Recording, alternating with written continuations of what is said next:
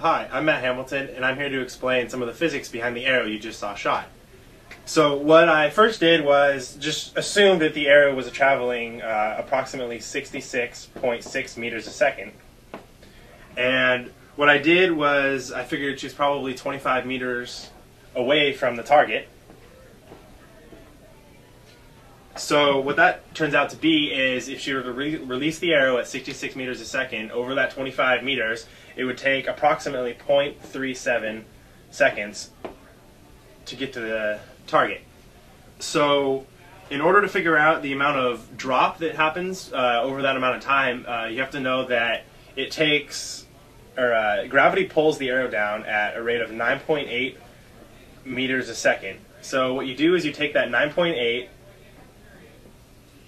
and you multiply it by 0.37, which turns out to be 3.62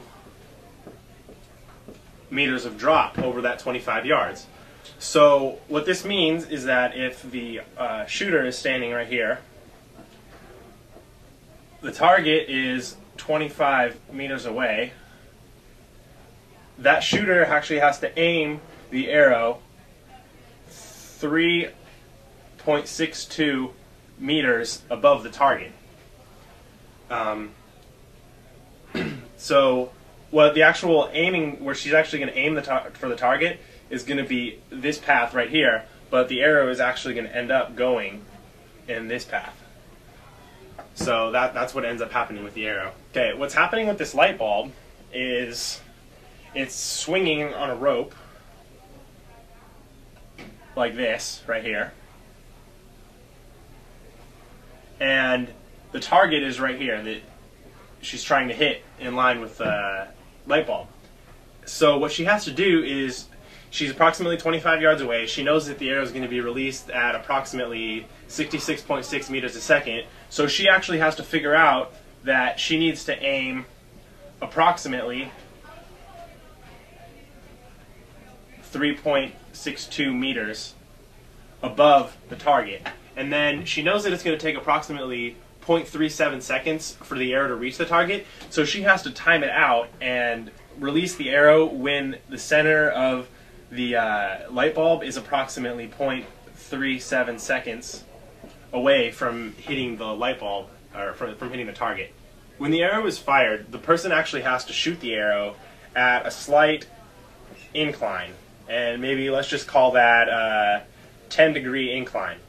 So when the arrow is traveling upwards, here we'll just draw a little arrow, kind of on an upward angle. And it's traveling in that direction.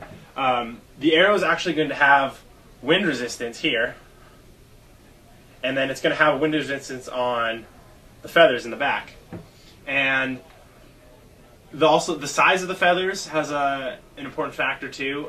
The larger the feathers are, the more drag they're going to create, but they're also going to have more stability. So whatever, determining on whatever size your arrow feathers are is also going to have an effect on the distance that your arrow can travel. There's also a force of air that's perpendicular to the arrow. So when the arrow is traveling in this direction, there's also wind that's hitting it here on the underside of the arrow from it traveling in this direction. So that also has another factor. So the weight and size of the arrow is going to affect how the arrow travels through the air. Shooting this video, I decided instead of doing just one camera wide, that we would go multiple cameras, including a high-speed camera, to really show what was happening to the light bulb when the arrow hit it.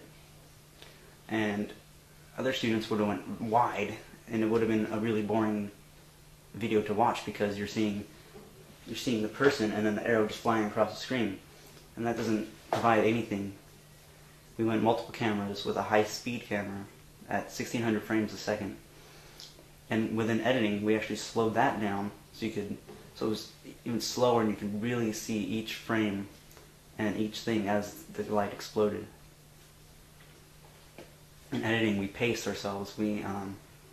The video was really slow in the beginning to really build up the tension for the finale of the video, where the light bulb exploded and the arrow hit it, and just to see what happened to it.